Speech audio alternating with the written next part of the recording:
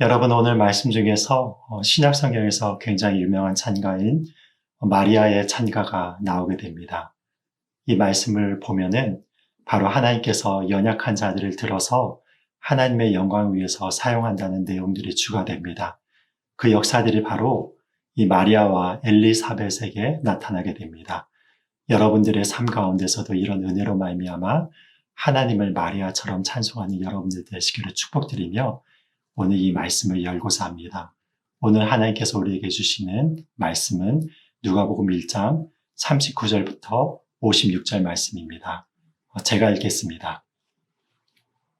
이때 마리아가 일어나 빨리 산골로 가서 유대 한 동네에 이르러 사가랴의 집에 들어가 엘리사벳에게 문안하니 엘리사벳이 마리아가 문안함을 들으매 아이가 복중에서 뛰노는지라 엘리사벳이 성령의 충만함을 받아 큰 소리로 불러 이르되 여자 중에 내가 복이 있으며 내 태중의 아이도 복이 있도다. 내 주의 어머니가 내게 나아오니 이 어찌된 일인가. 보라 내 문안하는 소리가 내 귀에 들릴 때에 아이가 내 복중에서 기쁨으로 뛰놀았도다. 주께서 하신 말씀이 반드시 이루어지리라고 믿은 그 여자에게 복이 있도다. 마리아가 이르되 내 영혼이 주를 찬양하며 내 마음이 내 구주를 기뻐하였음은 그의 여종의 비천함을 돌보셨습니다. 보라 이제 후로는 만세의 날을 복이 있다 일컬이리로다. 능하신 이가 큰일을 내게 행하셨으니 그 이름이 거룩하시며 긍휼하심이 두려워하는 자에게 대대로 이르는도다. 그의 팔로 힘을 보이사 마음의 생각이 교만한 자들을 흩으셨고 권세 있는 자를 그 위에서 내리치셨으며 비천한 자를 높이셨고 줄이는 자를 좋은 것으로 배불리셨으며 부자는 빈손으로 보내셨도다. 그 종 이스라엘을 도우사 긍휼히 여기시고 기억하시되 우리 조상에게 말씀하신 것과 같이 아브라함과 그 자손에게 영원히 하시리로다 하니라. 마리아가 석 달쯤 함께 있다가 집으로 돌아가니라. 아멘. 여러분 오늘 말씀은요 크게 두 가지 부분으로 나뉘어집니다. 첫 번째 부분은 39절부터 45절까지 말씀으로 마리아가 엘리사벳과 대화하면서 나는 그 대화의 내용이 나옵니다. 그리고 두 번째 부분은 46절부터 56절까지의 말씀으로 연약한 자를 들어 쓰시는 하나님의 주권을 찬양하는 마리아의 찬가가 나오는 본문입니다. 우선 첫 번째 부분을 살펴보도록 하겠습니다. 마리아가 천사로부터 수태고지를 받고 나서 마음이 굉장히 벅차서 찾아간 곳이 바로 어느 곳이었는가 하면은 엘리사벳의 집이었습니다.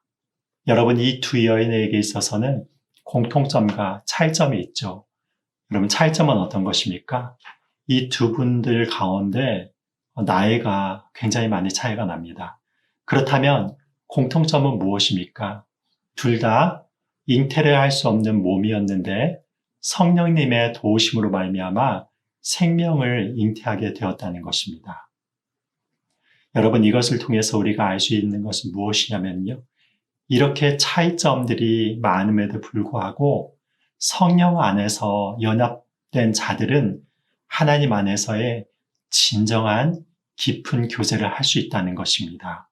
사실 나이가 많은 엘리사벳에 있어서 마리아는 딸과 같은 그런 존재였을 것입니다. 그러나 엘리사벳이 마리아에 대해서 대하는 태도가요, 굉장히 정중합니다. 그래서 어떻게 이야기를 하고 있습니까? 여자 중에 내가 복이 있으며 내 태중의 아이도 복이 있도다.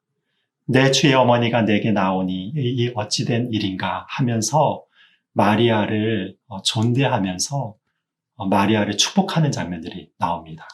마리아 역시 자신이 천사로부터 들은 소식을 가지고 엘리사벳에게 찾아간 이유는요. 이 엘리사벳이야말로 마리아의 마음 가운데는 기쁨을 함께 진정 나눌 수 있는 자라는 것을 알았기 때문에 그런 것입니다. 그 소식을 누구보다도 엘리사벳에게 전하고 싶은 마음에 믿음이 있었던 것입니다. 그래서 여러분, 성령 안에서 하는 교제는요, 나이라든지 여러 가지 사회적인 조건이라든지 이런 모든 것을 초월하여서 서로를 형제와 자매로 대하는 그러한 존중함이 있는 것입니다. 두 번째 살펴보는 것은 바로 마리아 찬가의 내용입니다. 여러분, 이 마리아 찬가에서 마리아가 하나님을 찬송하는 이유가 무엇입니까? 낮은 자를 들어서 사용하시는 하나님의 주권적인 은혜, 그리고 또한 높은 자들, 마음이 교만한 자들을 낮추시고 꺾으시는 하나님의 주권에 대한 찬송을 노래하고 있는 것입니다. 여러분, 이것과 비슷한 내용이 구약에서도 나오는데 누구의 노래입니까? 바로 사무엘서에 나오는 한나의 노래가 되겠습니다. 한나 역시 불임이었죠. 그런데 하나님의 은혜를 입어서 사무엘을 드리면서 이와 비슷한 고백을 하고 있는 것을 볼 수가 있습니다. 이것을 통해서 우리가 알 수 있는 부분들은 무엇입니까? 하나님의 은혜가 임할 때는요, 세상의 모든 기준을 초월하여서 하나님의 은혜가 임한다는 것입니다. 생각해 보십시오. 마리아가 무엇이 세상적으로 이렇게 돋보이는 것이 있었습니까? 아무것도 없었죠. 그는 가난한 집안의 딸로서 갈릴리 지역의 가난한 요셉과 정원한 초라한 여인이었습니다. 엘리사벳은 어떻습니까? 비록 남편의 제사장으로 있었지만 그들 역시 산골에서 자녀도 없이 초라하게 나이가 들어가는 그런 한 부부에 불과하였습니다. 그런데 이들을 통해서 하나님께서는 영적 어둠을 물리치는 회개운동을 하는 놀라운 하나님의 종인 세례 요한을 이 땅 가운데 태어나게 하셨습니다. 마리아를 통해서는 온 세상의 구주가 되는 영광스러운 예수님이 태어나게 된 것입니다. 여러분, 이것이 바로 하나님께서 일하시는 방식이고 이것을 안 마리아가 하나님 앞에서 찬송으로 고백하는 것입니다. 47절부터 48절입니다. 내 마음이 하나님 내 구주를 기뻐하였음은 그의 여종의 비천함을 돌보셨습니다. 보라, 이제 후로는 만세의 날을 복이 있다 일컬이리로다. 여러분, 하나님께서 우리를 판단하실 때는요, 우리가 가지지 않은 것을 통해서 판단하시진 않습니다. 오히려 하나님께서 우리를 사용하실 때는요, 우리가 가진 연약함들을 들어서 사용하시는 하나님이심을 믿어야 됩니다. 하나님의 은혜는 그러므로 말미암아 우리들의 연약함을 통하여서 더욱더 찬란하게 나타나는 것입니다. 에스겔서 47장을 한번 보십시오. 성전 중앙에서 생명의 물이 흐르게 되는데 그 환상을 에스겔이 보게 되었습니다. 그런데 그 물이 흐르자 어떤 일이 일어났습니까? 처음에는 발목까지 차오르던 물이 무릎까지 차고 그리고 허리까지 차다가 나중에서는 능히 사람이 헤엄쳐서 건널 수 없는 거대한 강물의 줄기를 흐르게 되어서요. 그 강물 줄기가 어디까지 흐르게 되냐면 아라바에까지 흐른다고 나와 있습니다. 여러분, 아라바가 있는 곳이 어디인지 아십니까? 그곳이 바로 어디에 있냐면 사해바다가 있는 쪽입니다.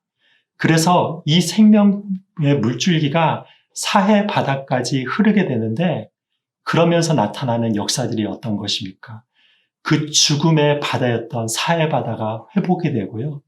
거기에서 많은 거대한 물고기들이 잡히게 돼서 마치 큰 바다에서 잡히는 물고기처럼 그곳에 생명의 역사가 가득하게 된다고 나와 있습니다. 그리고 그 강물이 흐르는 곳의 옆에는요, 실과가 맺는 아름다운 나무들이요, 빽빽히 차 있는 것을 볼 수가 있습니다. 여러분, 이것이 바로 하나님의 역사인 것입니다.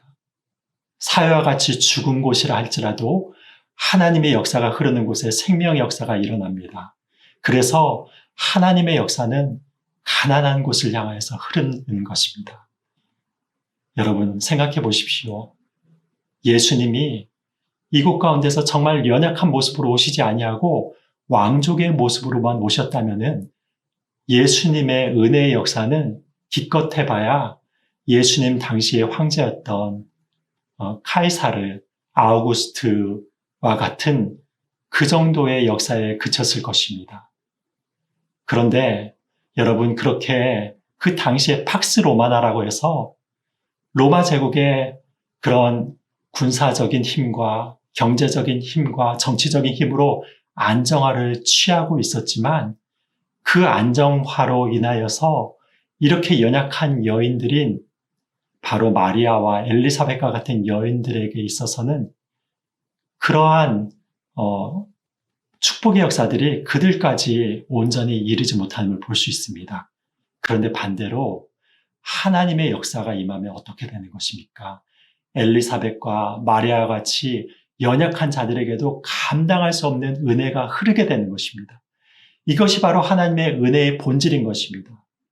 그러므로 사랑하는 여러분, 우리가 어떤 상황인가가 중요하지 않는 것입니다. 하나님의 역사가 이르면은요, 바로 우리가 사해와 같이 정말로 척박한 곳에 있다 할지라도, 내 영혼 가운데서 그런 곤고한 곳에 있다 할지라도 하나님께서는 우리들의 기도를 통하여서, 우리들의 연약함을 통하여서 더욱더 하나님의 능력이 나타나고 하나님의 은혜의 기쁨을 충만하게 채우실 수 있는 분이라는 것입니다. 여러분 이 사실 기억하고 나가시면서 바로 마리아와 같이 비천한 자를 들어쓰시는 하나님의 은혜를 찬양하면서 어느 곳에 있든지 어느 때에든지 하나님을 온전히 예배하는 하나님의 사람들이 되시기를 예수 그리스도의 이름으로 축복드립니다. 기도하겠습니다. 하나님의 은혜와 사랑을 감사드립니다. 늘 우리에게 보호하시는 하나님의 은혜를 감사드립니다. 오늘 이 말씀을 통하여서 우리들에게 역사하는 하나님의 은혜에 대해서 생각해 보았습니다.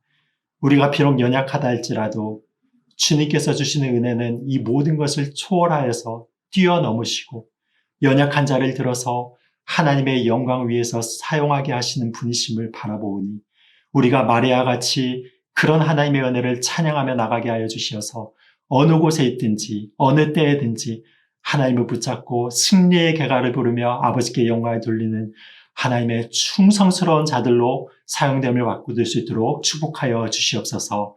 예수님의 이름으로 기도드립니다. 아멘.